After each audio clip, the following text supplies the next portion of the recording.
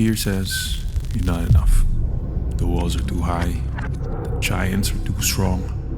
The battle is too great. But fear was never the end of the story. Because when God calls, He also strengthens. Through rugged terrain, across uncertain ground, into the dark valleys of life, He gives courage to keep moving forward. When the journey feels too long, when the path ahead is unclear, when every step demands more than we think we have, God goes before us. Strength for the journey, faith for every step, courage for the calling.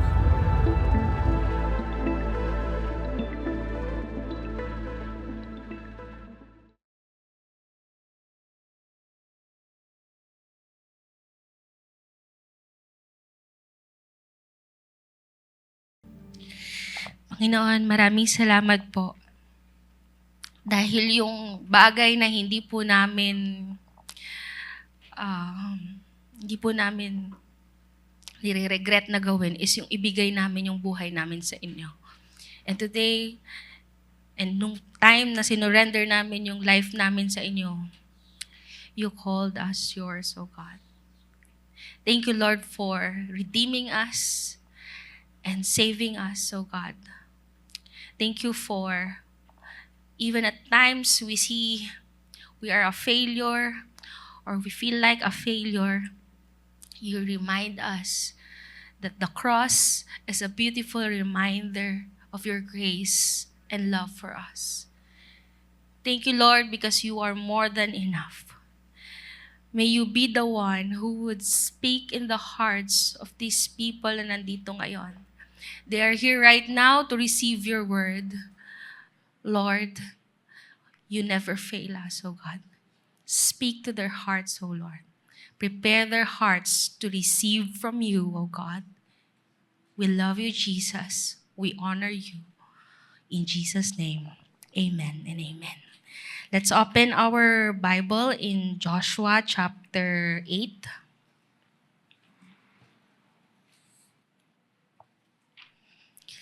Let's read from verses 1 to 2. Chapter 8, verse 1 to 2.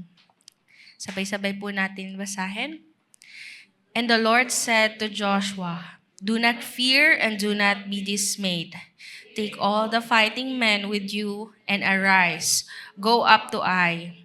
See, I have given into your hand the king of Ai, and his people, his city, and his land. And you shall do to Ai and its king as you did to Jericho and its king. Only its spoil and its livestock you shall take as plunder for yourselves. Lay an ambush against the city behind it."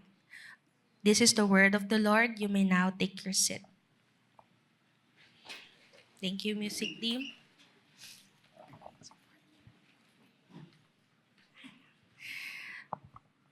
Good afternoon po, everyone. So, I am Prey Angkahas.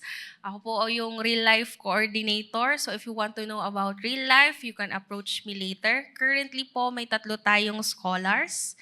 And yung isa po ay graduating na this September. So, yan po, praise God.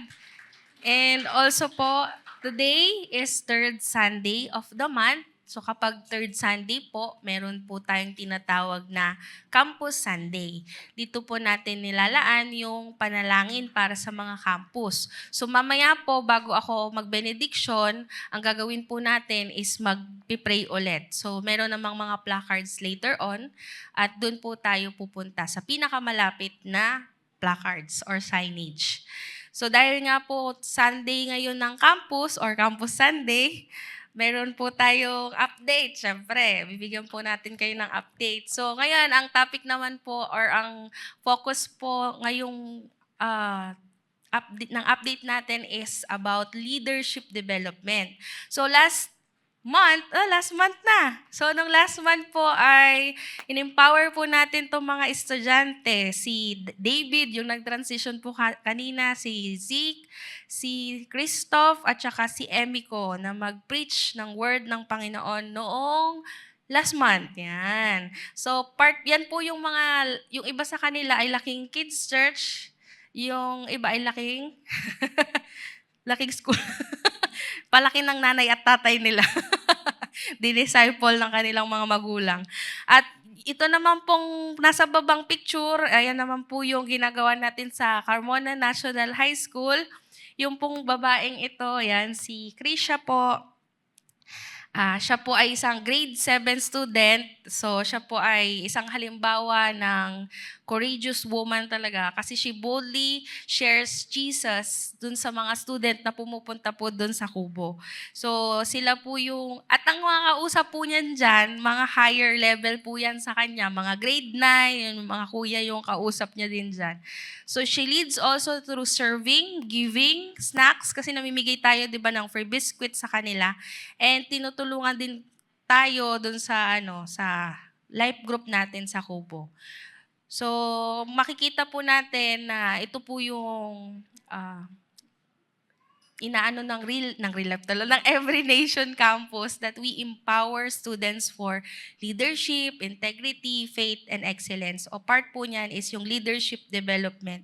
So kahit na bata po sila, they can lead. And they can lead by serving and being courageous wherever God has placed them. So together, let's change the campus and change the world. Wow! Grabe naman ang support niya yan. Okay, so let's move on to our series. Ano bang series natin ngayon? Tandaan niyo ba? Though I fail to remember, but God is gracious. Di ba? So, ang title ng series natin ay Called to Courage. So, yun. At I really praise God for your life, for coming here today at 4 p.m. service. You really take that boldness and courage. Kasi syempre, may mga battles tayo in mind na parang, wag na lang, mag-mall na lang tayo, wag na lang, maggala na lang tayo, or what. Pero you really fight for this, no? Galing naman ng Lord sa buhay nyo. So, mga small battles like that, alam ko na yan ay mga small wins din natin na kailangan ipagpasalamat sa Panginoong Diyos. So, itong series na to it really shows how God gives strength to us, His people, in every circumstance to do the things that He is calling them to do in light of His redemptive plan. Ang plano ng Panginoon ay lahat tayo ay makakilala sa Kanya. So, makilala nila ang Kanyang nag-iisang anak na si Jesus. So, pag nakilala na ng lahat, every nations, darating na si Jesus. Magsi-second coming niya. So, pag pupunta siya dito, hindi na siya baby at hindi na siya savior. Siya ay judge na. So, yung redemptive plan naman ng Panginoon ay makikita natin sa kanyang manual na binigay sa atin ng Biblia, kanyang salita. So, nung nakaraang linggo, napag-usapan natin yung strength to move forward when courage feels out of reach. By the way, yung ating book na pinag-aaralan ay Joshua. So, kaya marami kayong mababasa dyan. Be courageous, yan, do not fear. Yan. Kasi imagine naman kasi, sobrang English kasi yun yung sinabi niya na yung feel, you choose to feel, sobrang laki. Kasi si Moses yung sinundan niya na leader. So, siya na yung next generation na leader. Tapos, ready na sila, papunta na sila sa promised land at siya na yung magli-lead noong Israelites. So ngayon, hindi niya alam kung anong gagawin niya. Paano ba manakop or paano ba sakupin yung isang fortified city na kagaya ng Jericho. So it's really something na kailangan mo mag-ipon ng madaming courage. Yan. And by the way, courage is the only virtue that you cannot fake. You can fake love, you can fake joy, but you cannot fake courage. So, yun lang. So, ang sinasabi ko lang dito, it's really something na kung titingnan ko si Joshua, it's really something na grabe yung binibigay na courage sa kanya ng Panginoon to really step up on that role in leading the Israelites. So, yun po yung napag-usapan natin. Ang Panginoon, kasama niya si Joshua. Kasama ni Joshua ang Panginoon. Kaya, nagkakaroon siya ng tapang ng loob para gampanan yung kanyang misyon. So, nung week 2 naman po, ang pinag-usapan natin is strength to trust God because in Him, faith always makes sense. So, ito na yung kinonquer na nila yung Jericho. It doesn't make sense yung instruction ni God sa kanya. Sabi niya, ikutan nyo ng ilang beses. Ha? Paano ba iyon? Ganun pala ang manakop. Pero di ba, ano naman siya? So sometimes we really don't, hindi mo alam yung reason kung bakit yun yung inuutos ng Panginoon. But because they have faith in God, naging victory naman. Hindi yung church natin victorious naman sila, di ba?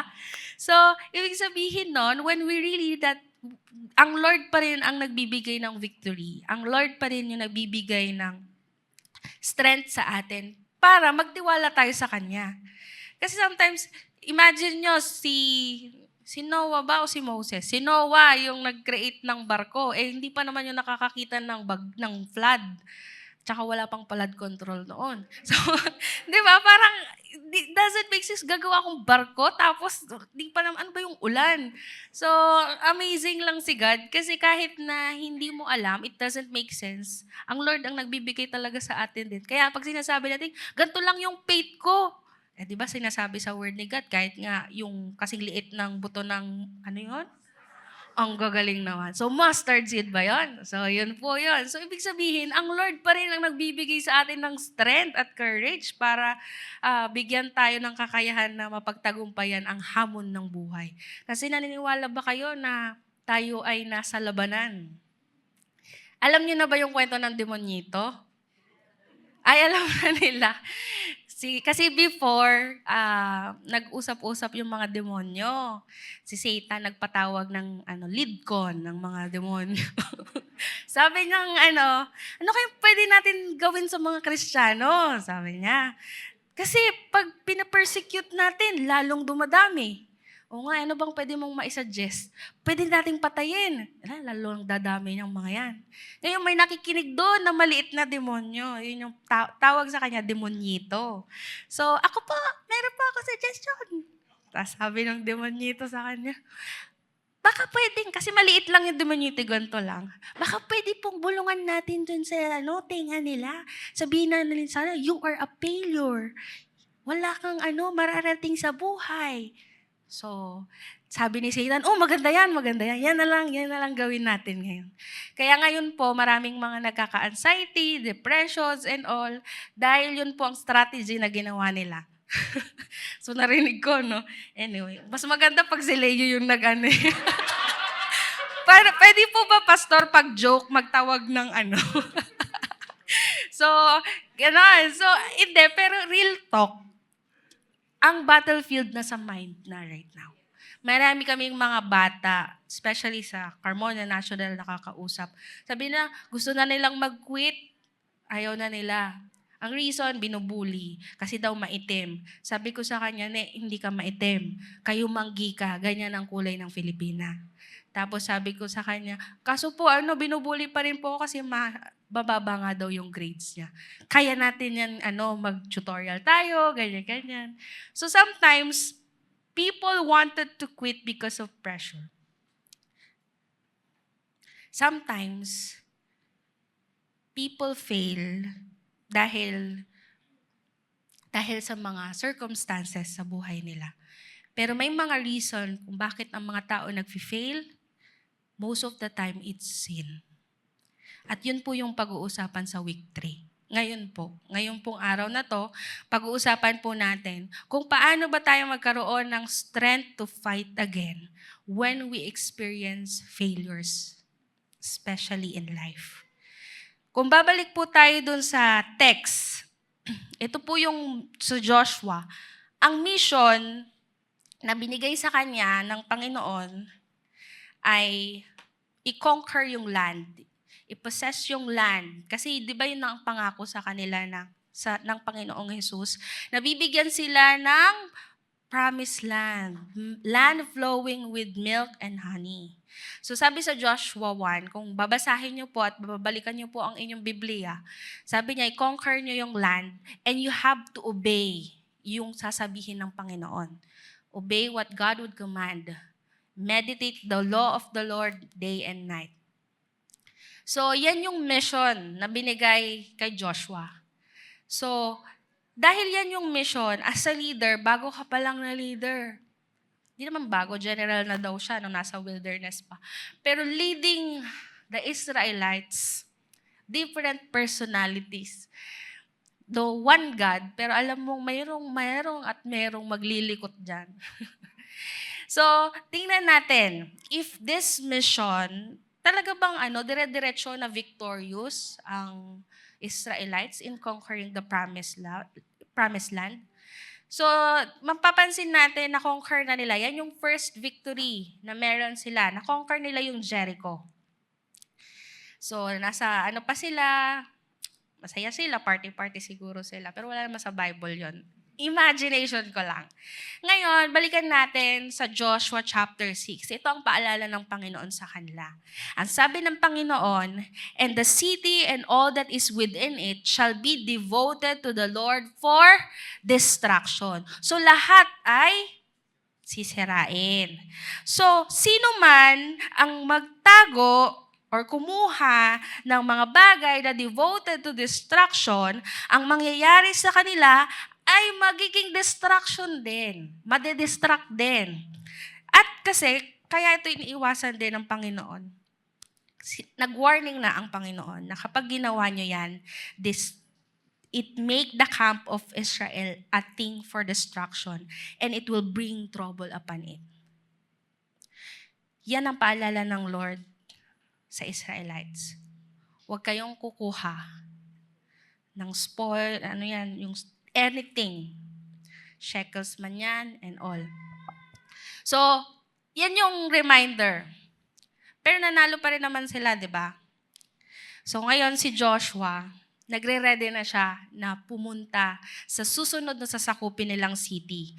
At ang tawag doon sa city na yon ay AI. Hindi po yun yung ChatGPT.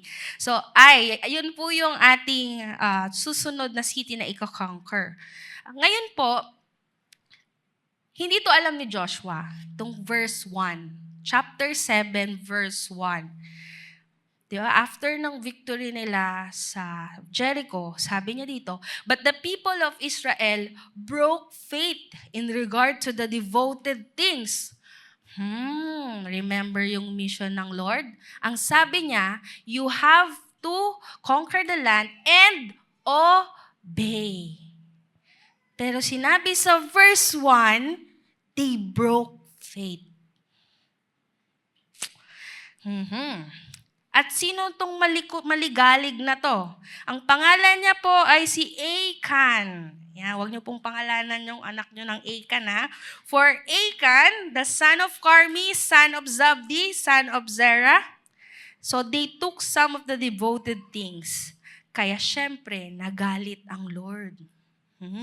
Galit ang Lord dyan.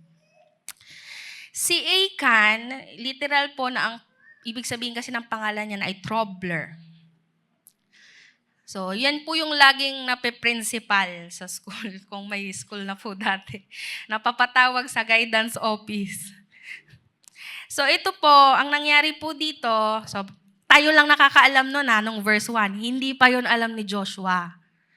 Ngayon, itong ginawa ni Joshua.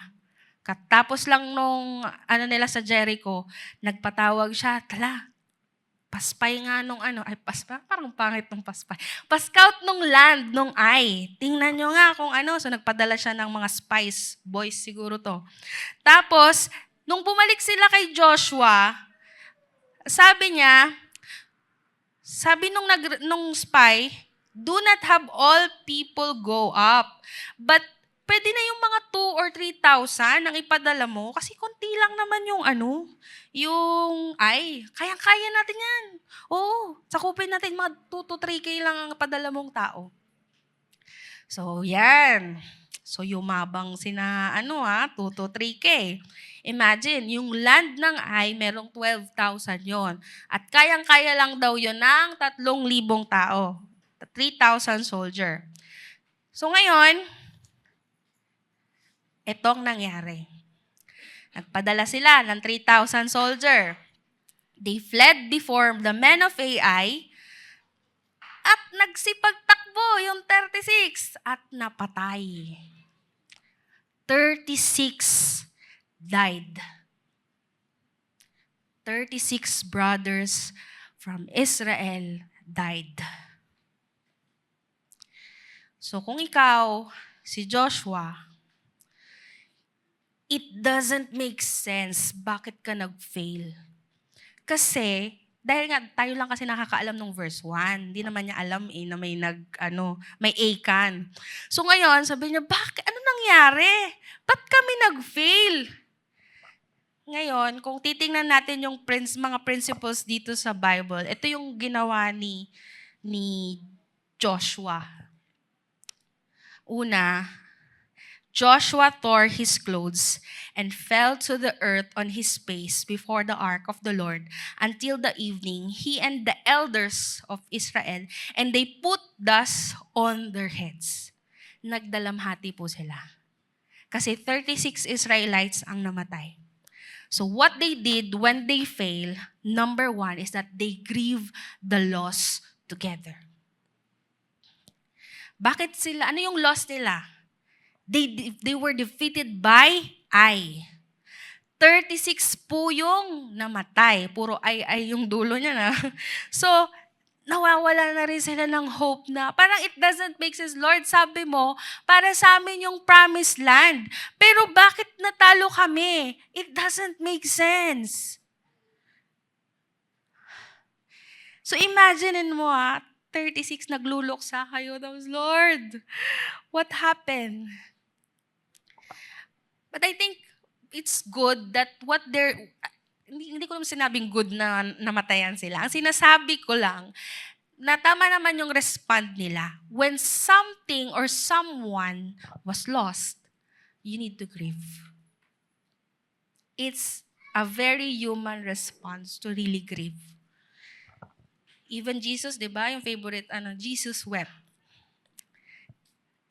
Ngayon, ang next niya na ginawa, kasi hindi lang naman si Joshua yun, may mga elders din siya nakasama na nag-grieve sila together. Ngayon si Joshua, kinausap niya ang Lord. So ang next na move na ginawa niya, he seek God for answer. So when Joshua failed, he grieved the loss and then he seek God for answer. Sabi niya, Lord, bakit niyo kami pinayagan na makaalis pa sa wilderness kung ganito lang din naman ang sasapitin namin? Bakit, Lord? Ano na lang yung sasabihin ng kapitbahay namin? Kasi sabi mo, Lord, i-conquer namin yung promised land. Tapos natalo kami ng kaganto lang sila, Kami, 30,000+ or 100,000. Marami kami tapos natalo kami. Lord, ano na lang sasabihin nila? Ano sabi diyan? What will you do for your great name?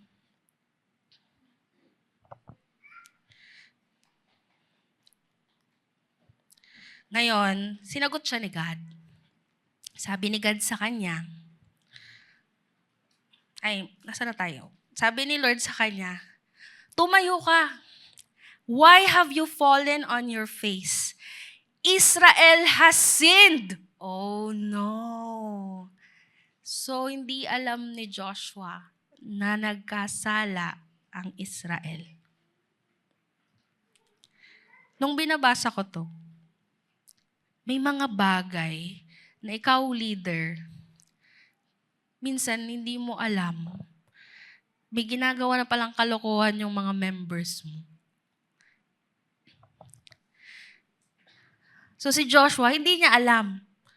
Kasi di ba ito, pack one, pack all. Tinatanong ko kanina, ano po bang military term, no? Nakapagkasalanan nung isa, kasalanan ng lahat. Tas wala naman daw. Hindi Kasi daw, ginagamit yung pack one, pack all pag intern lang. Pero pag nandun ka na sa military, na nandun ka sa mission, kailangan may investigation na mangyayari. Formal yung mangyayari. And dapat may managot. And which is, Mamaya ko i-reveal. So, yun yung nito. Parang ito yung sakit ng kalingkingan, sakit ng buong katawan. Ganon po siya. So, isa ang nagkasala, pero lahat ay damay. Ito po yung minsan, kung i-relate natin siya sa modern world. Kasi parang, hindi naman relevant sa akin yung nagkasala si Achan. Di ko naman siya kaangkan. So, anyway. So, ang sinasabi ko lang, merong mga times na yung members ng family natin, hindi tayo directly involved. Kunyari, nagkaroon ng affair yung tatay mo. Kunyari, tatay ko na lang. So, ngayon, nung nagkaroon siya ng affair, affected din pati yung next generation and even yung buong family. Or pag nakagawa ng crime, itong kamag-anak mo na to, parang buong pamilya mo na rin damay. May ganon siya na parang real. Tapos sa verse 12, in-explain na ni God, kaya hindi makapag-stand yan sa enemies because they disobeyed me. They turned their backs before their enemies because they have become devoted for destruction. I will be with you no more unless you destroy the devoted things from among you. Kung na-realize yun ni Joshua, kaya pala kami nag-fail because someone in our family sinned. Someone failed and someone sinned. Ngayon, ang Panginoon, hindi siya babalik. Kasi di ba ang Lord, holy siya and He really cannot tolerate sin. So, kailangan maalis yon in order for Him to return. Kailangan mag-repent ng Israel. Pero in order to repent, kailangan din alisin nila yon. So parang yung repentance kasi, parang siyang repentance talaga yon. So when we say repentance, it's turning 190? Gumano ka pa. 180 degrees. Turning your life, transforming lives, a new direction. So, ganun siya. They really need to repent. Kaya nga sa verse 13, sinabi ng Lord, consecrate yourselves for tomorrow. Tapos sinabi na naman niya, very specific, dahil ito yung kasalanan ng Israel. So, kung titignan natin, babalikan natin, ito yung mga ginawa ni Joshua na pwede natin, may apply din ngayon, nag-grieve siya dun sa loss. And at the same time, nag-seek siya ng answer kay God. And nung nagbaba na ng instruction ang Lord, good thing naman sa leadership ni Joshua, nag-listen naman siya. And the most important thing is obey. Kung bibigyan ko kayo ng formula o recipe ng failure, siguro ang ibibigay ko, God's word minus tama ba, lab? Obedience? Minus obedience equals failure. Pag hindi tayo nag-o-obey kay God, majority of it, we fail. Pero hindi ko sinasabi lahat ng failure ay dahil sa sin. Kasi may mga failure gaya ng competition sa sports. Pag nagko-compete ka sa sports, kailangan talaga may manalo doon or may matalo. Pero kung alam mo na wala namang sin, so hindi ka dapat, baka challenge yan. Yan yung mga mountain climbing faith. Pero kung may sin, you really need to repent. You really need to grieve the loss, kagaya ng ginawa ni David. Seek God for answer if hindi talaga clear sa'yo. Kasi directly, hindi naman alam ni Joshua na siya pala yung may kasalanan. Hindi naman talaga siya. So, it's part of his clan. Yun yung may kasalanan. So, and at the same time, when you repented, you listen and obey to God. And let me tell you this, Israel failed because of sin hidden in the eyes of man. Madalas po kasi, akala natin, ako lang nakakakita, ako lang ang gumagawa nito. Wala namang naaapektuhan, so okay lang na gawin ko to. For example, pornography. Ako lang naman ang tumitingin dito eh. Wala naman dito naaapektuhan. Wala namang nabibiktima. But the fact that the person who is in that video is already the number one victim of pornography. And in fact, most of the divorce na nangyayari, ang reason is pornography. So we really need to be careful kung bakit ba't kaya hindi nagiging okay yung marriage ko? Ba't kaya ganito yung treatment ko sa asawa ko? Bakit kaya the way I look to my sister or to my brother ganito na? It's because of what we are taking. Unti-unti, konting scroll lang, sinasabi sa word ni God. Pag tumin ka lang ng lustfully to your sister or to someone else, you are already committing adultery. So tinaas ng Lord ang standard when it comes to that. May mga bagay na akala natin, yung paunti-unting pagkuha natin ng bond paper sa office, akala natin, lang yun, okay lang yun. But then again, sige, hindi yung bond paper, yung oras na lang na, kailangan, gugulin ko doon sa, sa trabaho ko, pero hindi, pwede muna akong labas muna ako. So, hindi tayo nagiging faithful, ninanakawan natin yung company. So, meron po tayong next series dyan, Work of Theology. Abangan nyo po. So, yun po yung mga bagay na akala natin, hindi siya mapanganib. Pero mapanganib pala. Parang pang kids church, mapanganib pala. So, but never hidden in the eyes of God. Lagi niyo po tatandaan, ang Lord, lagi po siyang kasama natin. Omniscient and omnipresent po ang Panginoon. So, wala po tayong maitatago sa Kanya. Akala siguro ni Achan, hindi siya nakita. So, in verse 14, in the morning, therefore, you shall be brought near by your tribes, and the tribe that the Lord takes by lot shall come near by clans. So, dati po, para ma-identify kung sino po kung ano yung mga desisyon and all, nagkakas sila ng lot. Parang may dice, special dice na matutukoy nila kung sino yung So, ito ba yung kumuha ng devoted item? Yes or no? Yung ganon. So, pag nagpunta tayo sa bibili tayo. Hindi, joke lang po. So, kasi sa atin po, ang tingin natin doon, chance. Sa kanila po, when we draw that lot, they pray, nagpe-pray sila in whisper. Tapos, isinasang-alang-alang nila yung decision kay God. So, meron po siyang, ganun yung ginawa nila. And kaya nila natunton yung devoted things or yung si Achan. So, ganito ang gagawin kay Achan.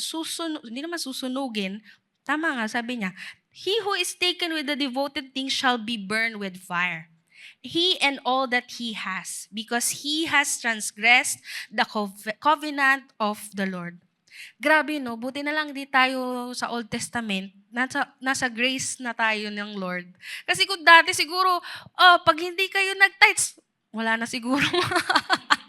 Wala siguro matitira. Kasi pinambayad muna natin ng Meralco. So ngayon, sinasabi dyan, ito yung gagawin. So kung titingnan natin, yung sin ni Achan, personal yan. Bakit affected yung communal? Because lagi pong ganon. Achan's sins was personal, pero yung consequence niya po, aminin man natin o hindi, kahit na yung pinakatahimik na kakilala natin, kapag yan hindi pumunta, mapapansin pa rin natin.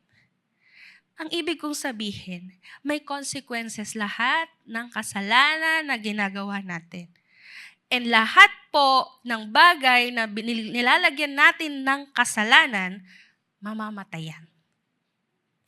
So, ibig sabihin nun, if we're not being a good steward in our relationship, in our business, in our work, possible that it would end.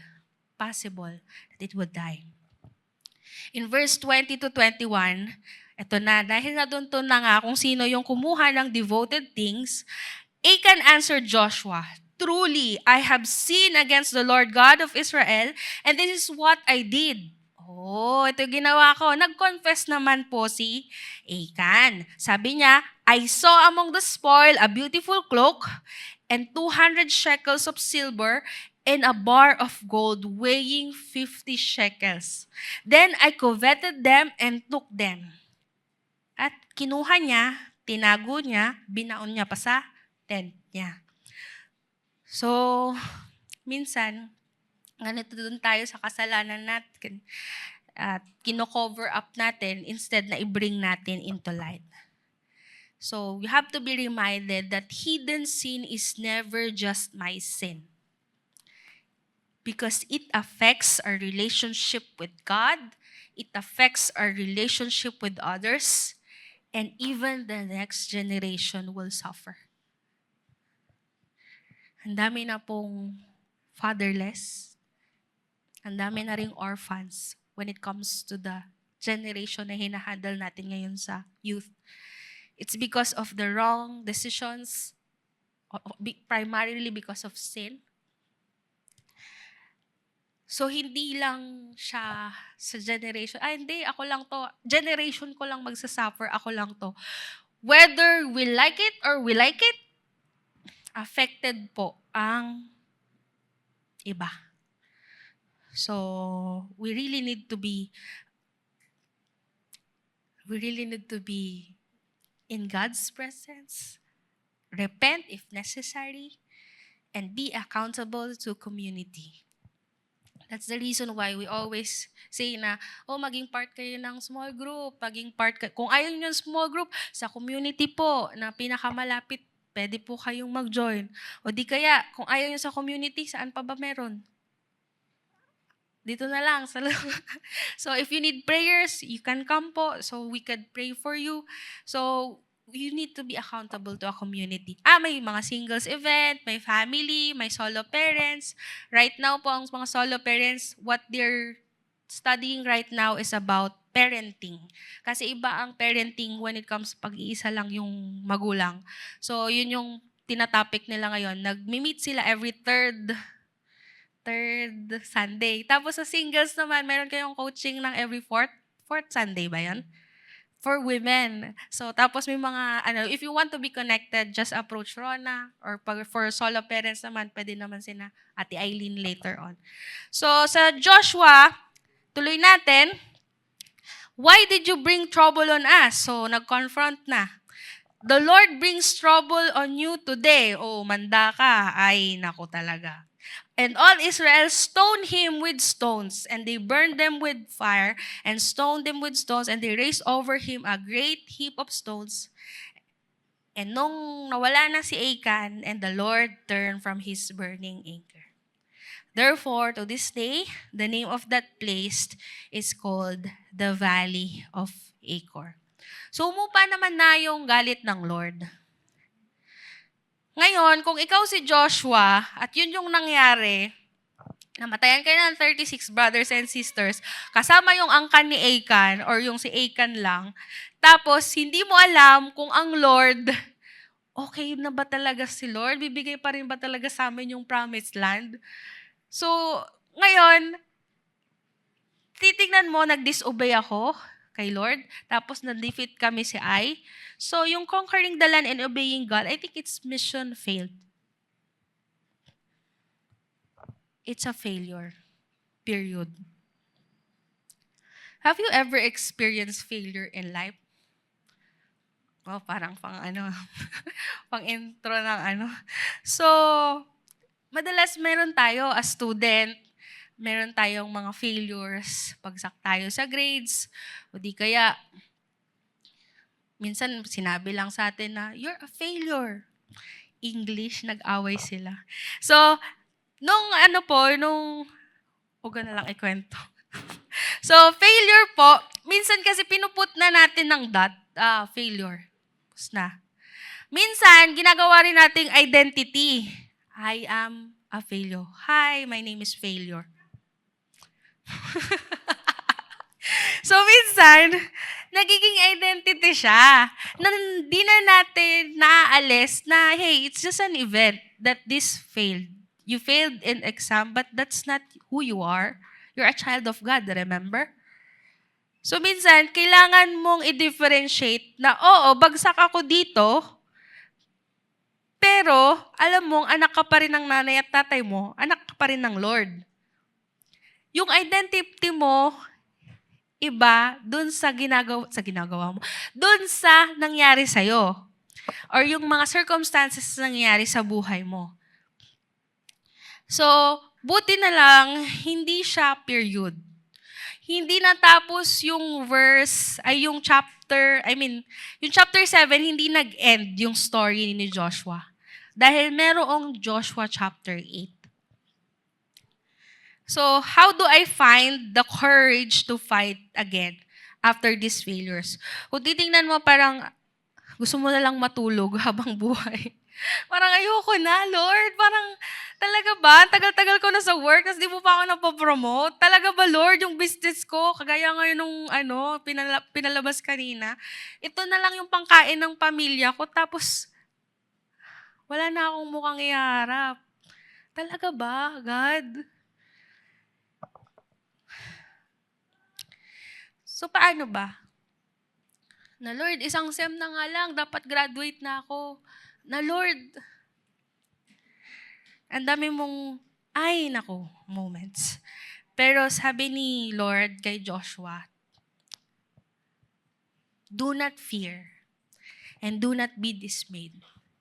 Ngayon, kung babasahin mo to kanina, parang okay, do not fear, do not be dismayed. Pero dahil nalaman mo na kung saan nanggaling yung verse na yan, namatayan si Joshua, yung hope nila na makapunta at makonquer lahat ng promised land, wala na, sobrang down na. Tapos, nagkasala pa yung, alam mo yung frustration ng nanay, may time yung, meron kaming pusa. Tapos yung pusa namin, inampon lang namin yon. Tapos, nag-hit na siya. So, hinahanapan namin siya ng mapapangasawa niya. Nagbabrowse kami sa Facebook. Pagdating namin sa bahay, nakita ko yung pusa namin. May kasamang tilapyang pusa. Sabi ko, anong ginagawa mo dito? Hinahanapan na kita ng mapapangasawa mo, tapos makikita kita, nandito ka pa sa salas namin. May dinalang lalaki sa bahay namin. Sabi ko, Lord, hindi naman ako magulang. Pero ba't ko nararamdaman yung frustration ng nanay at tatay na nakitang merong kasamang lalaki sa bahay yung anak nila? Sabi ko, Lord, ganito ba yung mga experience ng mga magulang? Ganun po ba, parents? Hindi naman. Masaya kayo pag So parang sabi ko, parang minsan, Lord, am I a failure? Kasi I'm doing my best na maghanap ako sa Facebook. Tinuturuan pag may nakita pa nga ako, ay gusto mo ba to? Yung kulay, caramel. Gusto mo yan yung mapangasawa mo? Tapos, pagdating ko, pumili siya ng sarili niyang mapapangasawa. Sabi ko, hirap pala maging magulang. No? So, sabi ko, Lord, failure ba kami? Ginawa naman namin yung part namin bilang magulang. Ano ba yung kasalanan namin para mapariwara yung pusa namin?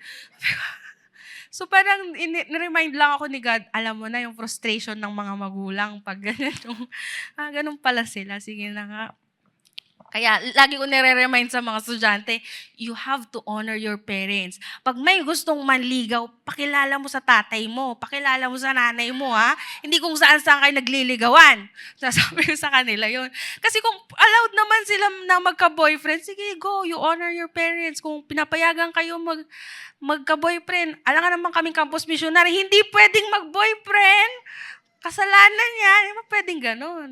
So we have to honor the parents as well kasi sila yung may authority over their children. So ngayon, sabi ko, minsan mga parents, kung alam ko may mga times that you feel like a failure as a wife and as a mom. It doesn't mean na ngayong season na hindi kayo nakakapag-serve, kailangan yung may sacrifice to really be with your children. It's okay. It's the greatest ministry. You're training your child in a way they should go. Para sila, pag lumabas sila sa real world, alam mo yung pana, na kapag alam mong ma-defeat talaga yung mga kalaban talaga. Sino pa kalaban natin? So, ibig sabihin ko lang, it's something that is an honorable job. And I really want to praise the parents here right now. So really thank you for raising the next generation who feared the Lord and honor God. So maraming salamat po sa inyong parents, mom and dads. And happy Mother's Day and Father's Day. And so soon to be mom and dad. Yan. So sa mga singles naman, alam ko na minsan, yung pusa nga, inaintindi ko kung sino makakapareho.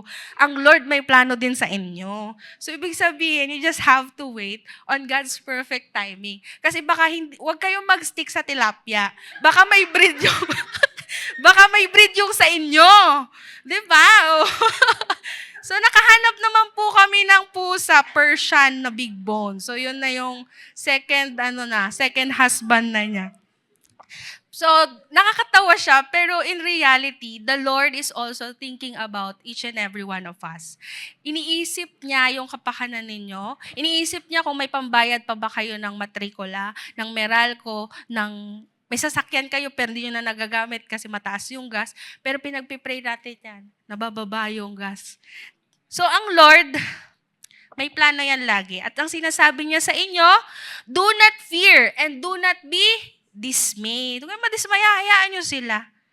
Hayaan nyo sila na mauna, hayaan nyo sila na, kasi may season din kayo. May season din na hindi na kayo mag-stay sa bahay, may season na nandyan na kayo, lagi na kayong gumagala, or may season na nakakapag-serve na ulit kayo. Enjoy your season. Kasi, ang Lord din naman yan nahuhuli.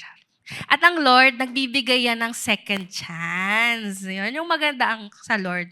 Kung kilala natin ang Lord, hindi siya nagstay lang na, hindi lang siya just, hindi deserve nyo na mawala si Achan or yung kumuha ng devoted things.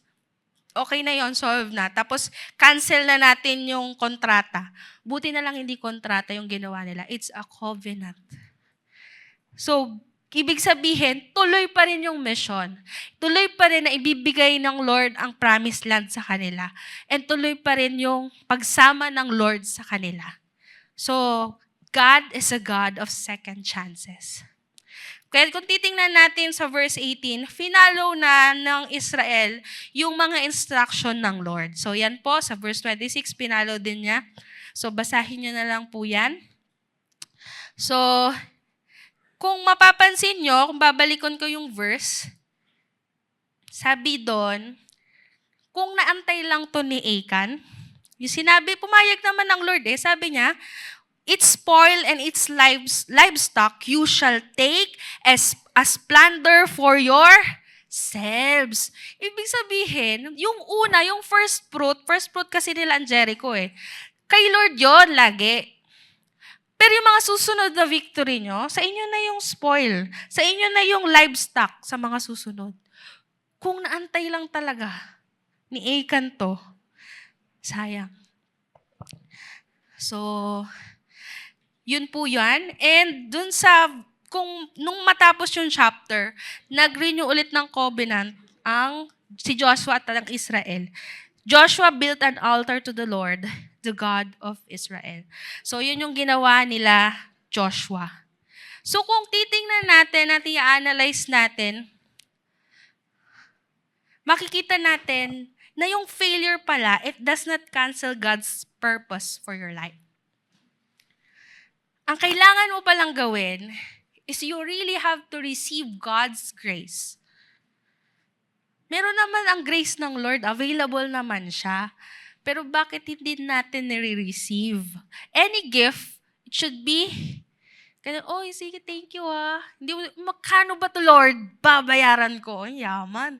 So, you really have to receive it with gratitude. And remember, ano ba yung ginawa ni Lord sa akin, sa buhay ko? Noong mga panahong walang-wala kami. Noong mga panahong in my deepest, darkest moment in my life, darkest moment ng soul mo. So ano ba yung ginawa niya sa'yo? Gaano siya naging faithful sa'yo? And you really need also to repent from sin. It's really important. Alam niyo yun yung grace na binibigay sa atin ng Lord? You have to remember, lahat ba tayo Kristiyano? Lahat tayo, tinanggap natin ang Lord si Jesus bilang Lord and Savior. So you really need to be reminded na yung relationship natin kay God, intact yun, permanent yun. Anak ka ng Lord, hindi yun maaalis ni numan. Ang nagbabago yung fellowship. May mga time na hindi kayo okay ni God. Pero alam mong child ka pa rin ni God. So yung fellowship yung need mong i-work out. So you really need to repent from sin. It's really a gift that you need to do that. Na alam mo na ang buhay Kristiyano, hindi siya yung flatline na ting! Kasi pag flatline sa medical, wala. Patay na. Pero pag ang buhay Kristiyano, minsan, tit, ting, tit. Paano ba yung tunog nun? So yun yung it's a proof of life. Tama? So, it's normal na mag-fail ka, pero as a Christian, hindi normal yung hindi ka bumabalik kay Lord. Ang buhay Kristiyano, pakapalan po yan ng mukha. Na Lord, nagkasala ako kanina. Na Lord, patawarin mo ako. Pero kailangan may true repentance. Ang sinasabi ko lang, may mga bagay na matitest pa rin yung level ng maturity natin sa Kanya. Hindi ina-expect ng Lord na perfect ka kaagad. Kaya nga meron siyang grace. Grace araw-araw. Kung ako po, ang tatanungin nyo, hindi po ako yung qualified talaga na mag-preach dito. Kasi hari po ako ng sablay. Ang dami ko pong kapalpakan.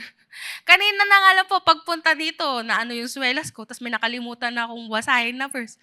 Alam mo yon, ang daming failures. But then again, the Lord is keep using those who are weak. And those who are even undeserving to preach the word. Kasi hindi naman perfection ang kinukuha ng Lord eh.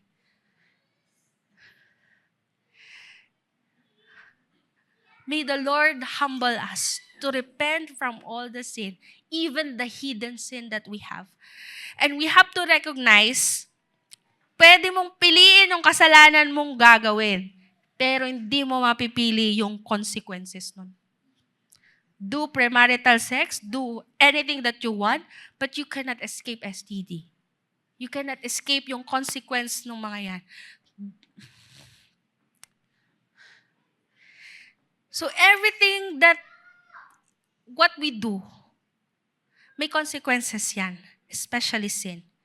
So, wag na din nating antayin na dumating pa si Lord bago tayo mag-repent doon. We have to return to obedience, and then we have to rise and fight again. And then lastly, restoration comes in the community. Minsan po, pag mag-isa ka, sa paningin po natin, tama tayo. Kasi tayo lang eh. Pero pag may kasama ka ng iba, bakit parang ang sama-sama ako na? Napapansin nyo ba yun? Lalo na sa mga mag-asawa, no? Bakit parang sama-sama ako na? So, yun po yung inaano natin dyan, that when failure comes, hindi naman nakakancel yung purpose mo sa Panginoon. At ang maganda po niyan, hindi na po tayo sa law nakabase. Dahil dumating po ang Panginoong Jesus para bayaran yung kasalanan natin.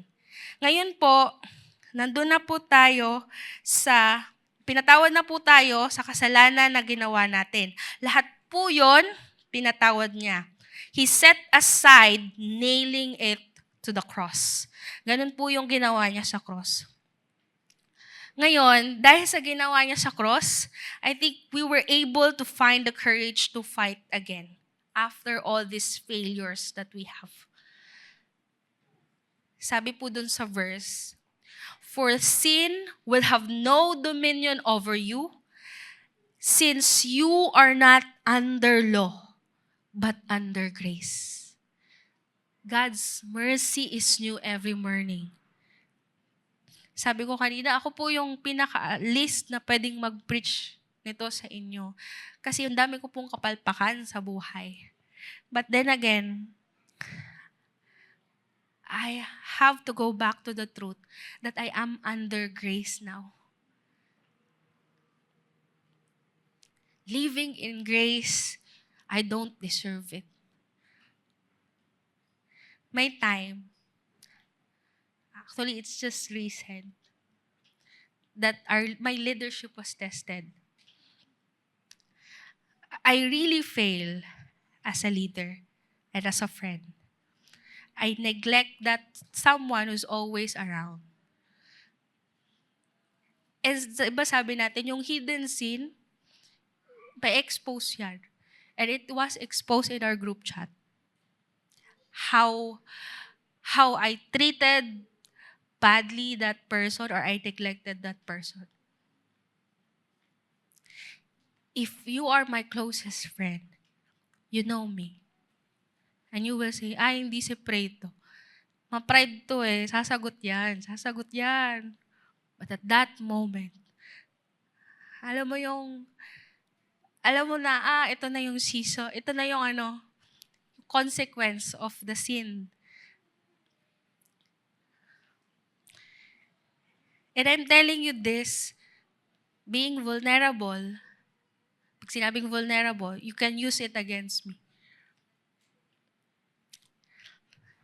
And sabi ko, Lord, ang hirap ng battle na to. And I had to admit, I had to ask for prayers. Because gusto ko nang sumagot. Gusto ko nang i-depend yung sarili ko. Sabi ko, tulungan mo ako.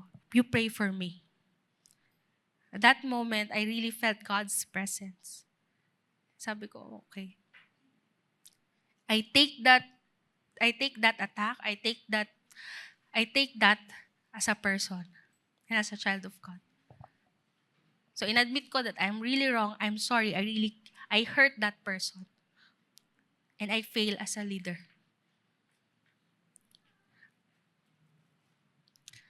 Tingin ako sa computer ko and I was crying. Lord, I'm preaching to the next generation. I'm standing in front preaching your word. And I'm here hurting your people. And it's really painful. Because it's a failure na dun ko nakita na, Lord, I am a failure. But even if I'm a failure,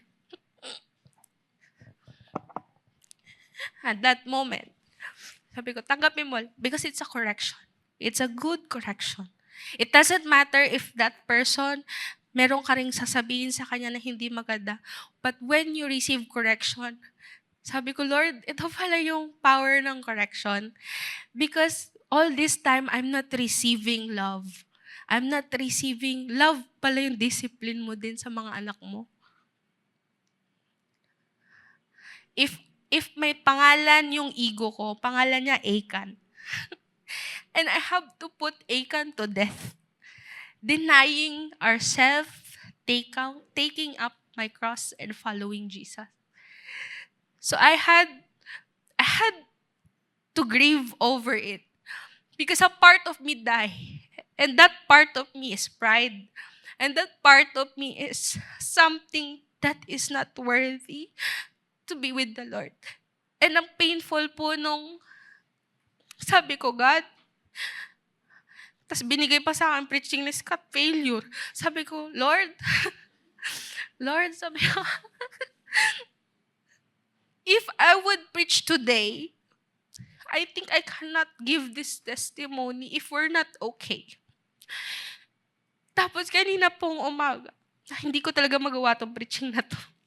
Kasi nga, parang I'm a living failure. Pero alam ko naman yung truth, I'm not. Sabi ko, Lord, parang hindi powerful yung testimony naman kung magpipreach ako ng failure tapos talagang failure ako. No? Sabi ko, God, I really cannot do this. And ang instruction ni Lord sa akin, pumunta ka ng 9 a.m. at 11. Doon mo gawin preaching mo. Punta ako ng 9 at 11. And I saw her at 11 a.m. service. And praise God, I asked for forgiveness and we hug. And we let go and we forgive one another. Praise the Lord for that. Kasi kung totoo po, mahirap talaga yung when it comes to pride. It's really hard because even you, hindi mo makikita sa sarili mo that you're prideful. And you really need to go back to the cross, denying yourself, taking up your cross, and put Achan to death. Anyway, so yun lang naman po ang aking testimony sa buhay. Ibig sabihin, pag Kristiyano ka, marami pa rin ginagawa ang Lord sa buhay natin. Hindi lang yung panahon na nagda-drugs tayo o di kaya nagiinom tayo, hindi lang po yun. Ibig sabihin, habang nasa relasyon tayo sa Kanya, may binabago pa rin ang Lord sa atin. For sin will have no dominion over you since you are not under law but under grace. Pero hindi ibig sabihin na nasa grasya tayo ng Panginoon, patuloy tayo na magkakasala. Ang galing nyo naman. So, yun. So, ibig sabihin, intigil na natin yung pagkakasala natin. So, thanks be to God that you who were once slaves of sin have become obedient from the heart to the standards of teaching to which you were committed, and having been set free from sin, have become slaves of righteousness. So, ang encouragement ko po sa lahat, na yung strength natin, manggagaling yan sa Lord. Yung grace na binibigay niya sa atin araw-araw. So madalas po, pag nananalangin tayo, Lord, bigyan niyo po ako ng sasakyan, bigyan niyo po ako ng ganito. Baka kasi po, ang kailangan nating i-ask kay God, Lord, ano yung gusto mong alisin sa buhay ko? Sino yung taong gusto mong alisin sa buhay ko, Lord? Sige, alisin mo na. Ano yung mga bagay na gusto mong alisin? Bad habits, distractions, ano pa ba? Relationship. Ano yung mga bagay na to na kailangan mong alisin sa buhay mo at isurrender kay God? Sige, tayo po ay manalangin. Panginoon, maraming salamat po dahil natapos po namin tong week 3.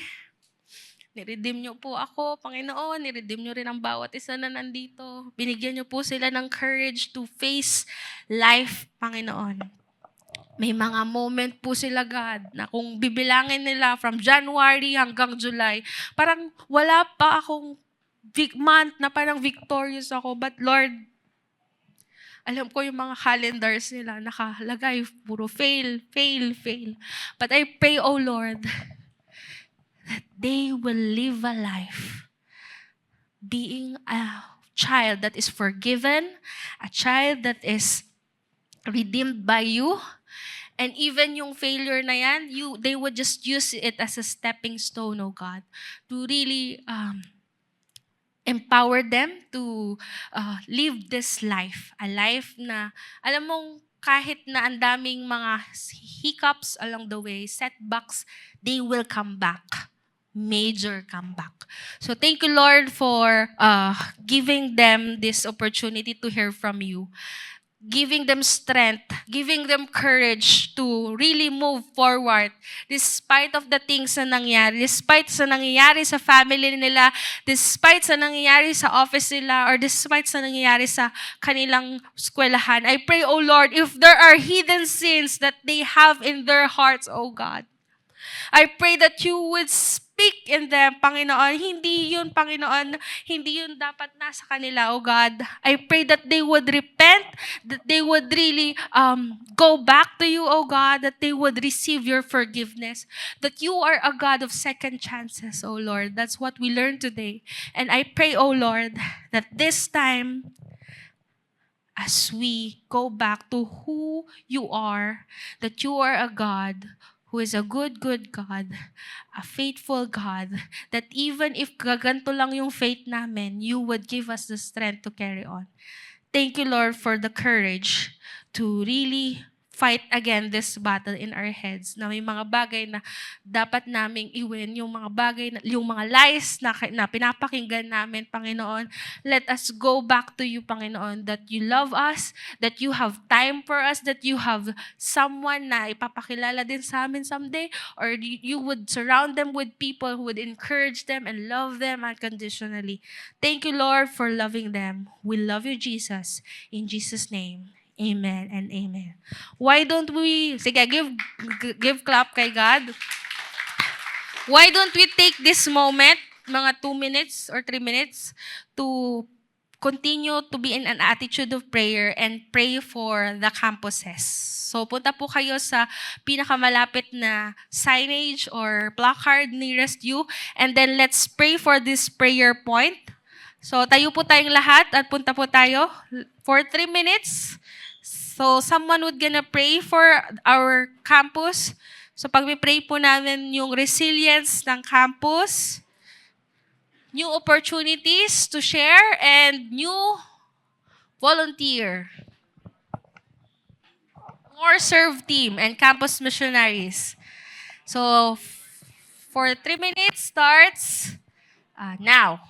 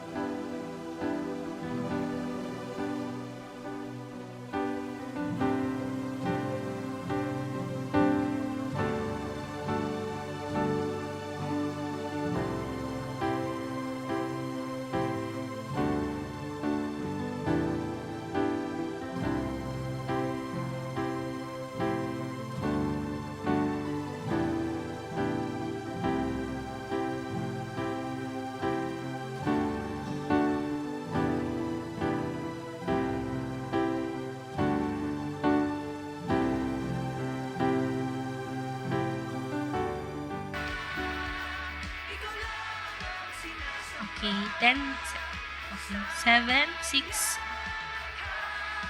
Okay, sige po. Pag-pray ko lang po kayo. Thank you, Lord, for this praying church. Thank you, God, for taking time to and giving us the courage to fight again. Lalabas po kami, Panginoon, na handang lumaban, Panginoon, kung ano man po yung pagsubok na darating and even yung current situation namin. Alam ko po, Panginoon, na kaya namin yun mapagtagumpayan dahil kasama ka namin. Hindi kami nag-iisa, Panginoon. Salamat po, God, sa buhay ng mga congregations o ng church na ito, Panginoon. Lord, I pray, O God, that as we dismiss today, na baunin nila yung salita mo, Panginoon, that they would go back to how faithful you are and how good you are, O God. Thank you, Lord. We lift these people. May the Lord bless you and keep you. May the Lord make His face to shine upon you and be gracious to you. The Lord lift up His countenance upon you and give you peace. In the name of the Father, the Son, and the Holy Spirit. The service has ended. If you need prayer, you can come here in front. Thank you so much po.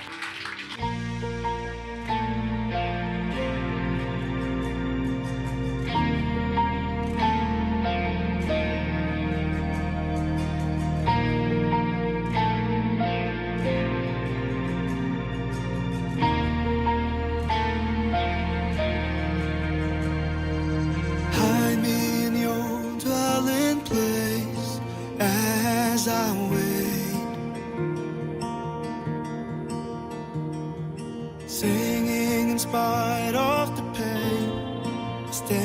in your grace, embracing the dark of the night. This fate is sure. The light of the morning will shine. I will endure. Oh, to live is Christ. I cling to the hope of your promise all of my days. And to die is gain. With gladness I'll carry my cross. This life is yours, and your love is mine.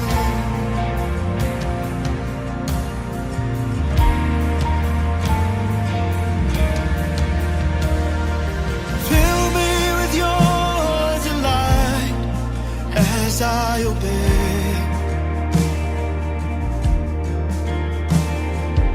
Let me see all of your glory, Lord, as I pray. Give me unshakable joy as I give you my life. Oh, nothing can ever compare. You are my prize. Oh, to live is Christ. I cling to the hope of your promise through all of my days. And to die is gain. With gladness I'll carry my cross. This life is yours, and your love is